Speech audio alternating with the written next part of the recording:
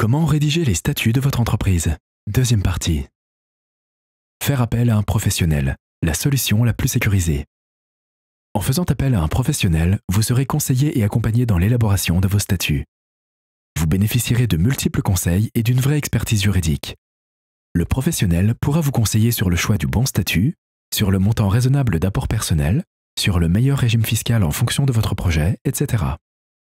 Bien entendu, cela comporte un coût. Un coût qui varie beaucoup suivant le type de société concernée et la complexité de votre situation. De 600 à 700 € minimum à plus de 6 000 pour les projets de grande envergure. Vous trouverez peut-être des offres plus alléchantes sur Internet. Certains proposent la rédaction des statuts pour moins de 100 €. Évitez absolument ce genre d'offres. Il s'agit presque toujours de personnes qui ne connaissent pas grand-chose au droit, voire rien du tout. Au final, les prestations sont souvent de très mauvaise qualité. Faire appel à un professionnel est fortement recommandé si vous êtes plusieurs associés ou actionnaires. SARL, SAS, SA, SNC.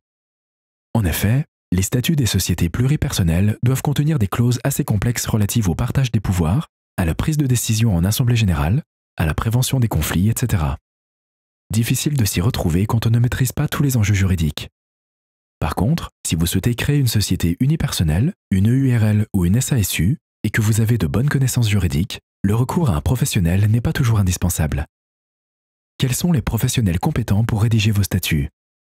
Si vous décidez de faire appel à un professionnel, vous devez vous tourner soit vers un notaire, soit vers un avocat, soit vers un expert comptable. Si vous choisissez un avocat, sélectionnez un avocat compétent en droit des sociétés ou droit des entreprises. Chaque avocat a sa spécialité et un avocat en droit de la famille ne pourra probablement pas grand-chose pour vous. Si vous choisissez un expert comptable, sachez que vous devrez lui signer une lettre de mission. Il aura en charge votre comptabilité. Un expert comptable ne peut pas être engagé uniquement pour la rédaction des statuts. Une fois vos statuts rédigés, vous devrez les communiquer à votre centre de formalité des entreprises, CFE.